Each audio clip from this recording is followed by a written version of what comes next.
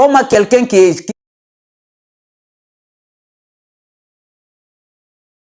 se dit musulman,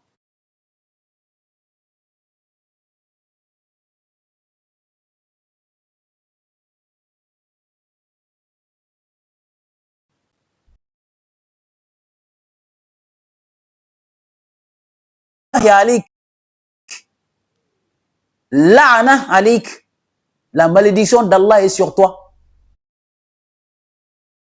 Allah descend son livre, toi tu es quel genre de personne? Tu dis que ce livre-là ne peut pas guider quelqu'un? Quelqu'un qui suit le livre d'Allah était un égaré. Toi tu es quel genre de musulman? Qu'Allah te maudisse, malédiction d'Allah est sur toi et toute ta famille. Yaqulu ar-rasoul qul innama ana maudit. C'est-à-dire quelqu'un qui combat sa mère, qui combat ses parents parce qu'il ne prie pas. Malédiction. Toi, tes parents sont mis au monde et toi, tu les combats parce qu'ils ne prient pas. Toi, tu es qui? Tu es Dieu. Voilà le hadith qui permet à un être humain de devenir un maudit, abandonner sa famille, abandonner tout le monde à cause de la prière. C'est le hadith qui fait que les familles se détestent entre eux. C'est le hadith qui fait que un être humain devient, c'est-à-dire il a des cerveaux, mais il n'a pas de cerveau, un animal. C'est le hadith qui permet de faire ça. C'est le hadith, un suiveur de hadith, s'ils sont dans ton pays, il n'y aura jamais la paix. Si tu vois que l'Afrique a des terreaux, il ne faut pas chercher loin, c'est le hadith. Hadith qui incite les gens, combattez tous les gens qui ne sont pas musulmans. D'après le hadith al-Bukhari 1399, je reçus l'ordre d'Allah de combattre tout le monde. Il faut qu'ils disent la ilaha illallah. Mais quand il s'agit du Coran, Allah est clair. ولو شاء ربك لآمن من في الأرض كلهم جميعا أفأنت تكره الناس حتى يكونوا مؤمنين. Si Allah avait voulu, écoutez le français, si Allah avait voulu, tout le monde allait être croyant. Pourquoi Allah n'a pas voulu? Parce qu'il a donné la liberté à chacun de suivre la voie que tu veux suivre. Mais quand il s'agit des suiveurs des hadiths avec le pantalon coupé, le barbe laissé, le djihadiste, hein, ils aiment le mal sur la terre. Répandre le mal sur la terre, c'est ça leur ambition. Ils aiment la violence, aucune éducation. Tu vas voir un vieux de 40 ans, 50 ans en train d'insulter les mamans des gens, qui soi-disant défendre la sunna. La sunna qui a besoin de défense, ça c'est pas de vrai sunna. Un Dieu qui a besoin de créatures pour défendre sa religion, ça c'est pas un bon Dieu. Un vrai Dieu était un Dieu imperturbable. Il n'a pas besoin de ces créatures pour défendre sa religion. Non. Un vrai Dieu donne la liberté à chacun. Comme Allah subhanahu wa ta'ala dit dans le Coran,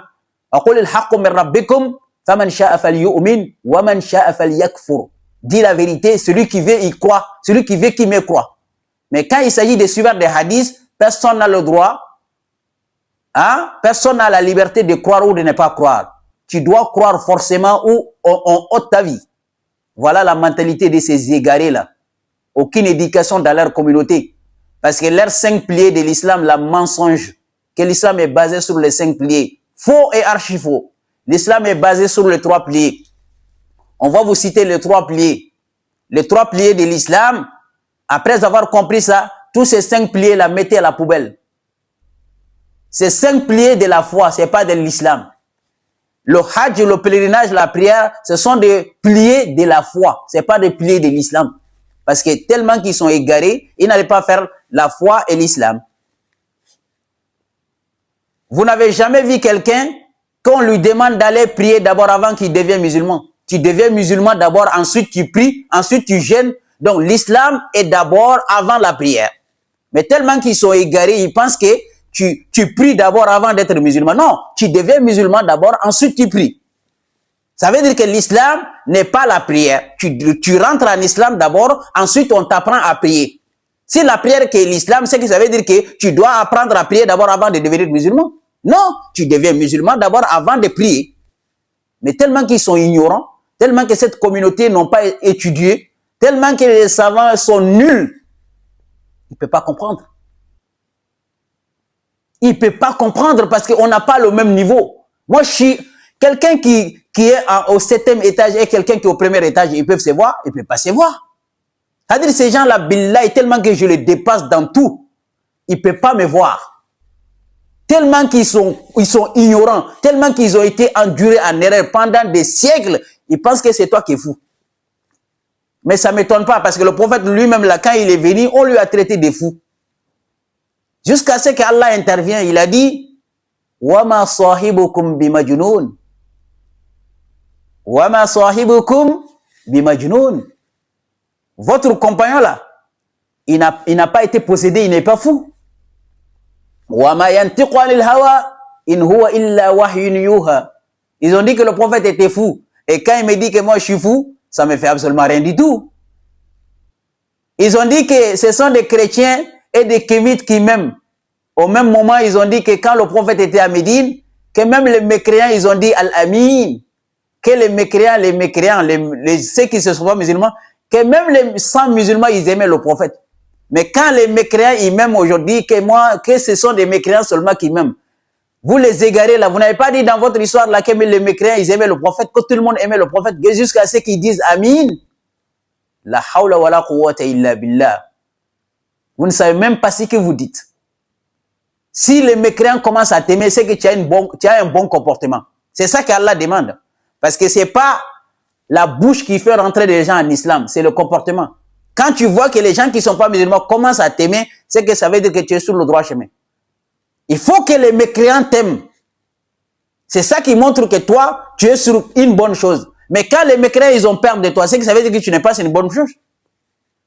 Mais tellement que vous êtes des mauvais, tellement que vous êtes mauvais, tellement que vos imams sont mauvais, tellement que vous n'aimez personne, vous avez fait que tout le monde sorte de l'islam. Comme Allah dit dans le Coran, Iza ja'a nasrullahi wal fatu, wa ra'ayta an-nasa yadkhuluna fi dinillah. Wa ra'ayta an-nasa yadkhulun. Mais amma al-an, maintenant, tara an-nasa yakhrujuna.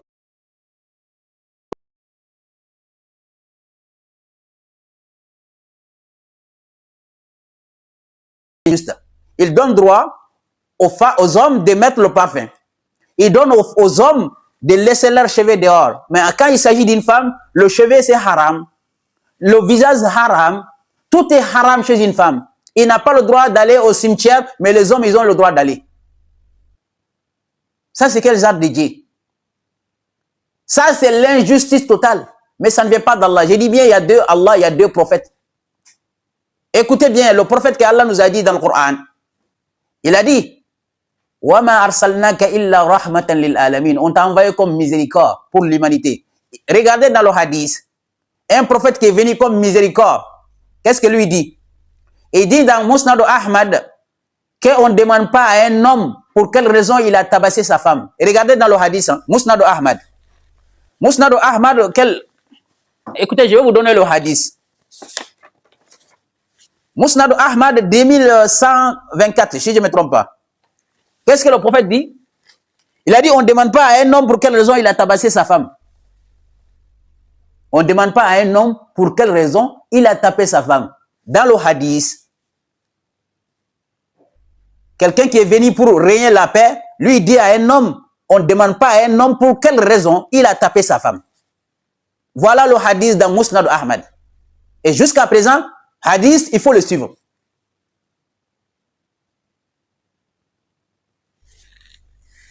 Qu'Allah nous donne la bonne compréhension. Attendez une minute, je cherche le hadith, je te donne tout de suite. Je te donne tout de suite le hadith. Attendez une minute, je cherche le hadith là vite fait.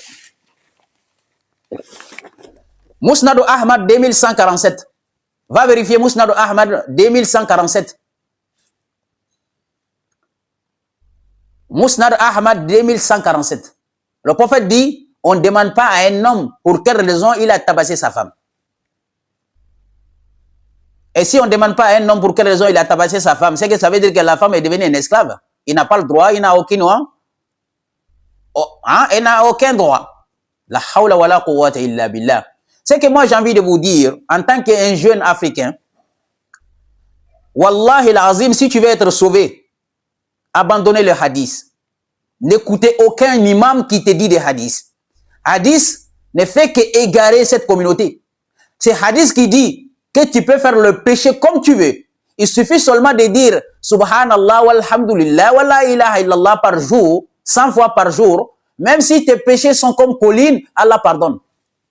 C'est pour cela quand tu les vois, ils n'ont pas peur de faire des péchés. Ils n'ont pas peur d'insulter. Ils n'ont pas peur d'insulter la maman des gens. Tu sais pourquoi? Parce que il suffit de dire seulement Subhanallah, Walhamdulillah, Walla ilaha illallah, et Allah pardonne tous tes péchés. Ils n'ont pas peur d'aller prendre une prostituée. Ils n'ont pas fait le djihad d'aller massacrer les gens. Parce que il suffit de jeûner seulement Yom Arafah, le péché de l'année passée et l'année qui va venir. C'est pour cela qu'ils n'ont pas peur de faire des péchés. Hein. Ils n'ont pas peur d'insulter les gens. Ils n'ont pas peur de calomnier parce qu'ils pensent que quand tu jeûnes Yom Arafah, Allah pardonne tous tes péchés. Quand tu jeûnes Yom Ashura, Allah pardonne tes péchés. Tu peux passer toute ta vie à forniquer, hein, même à faire des vœux, à faire tout ce que tu veux. Tout ce qu'Allah interdit, tu le fais. Mais quand la mort arrive, il suffit de dire La ilaha illallah, tu vas aller au paradis.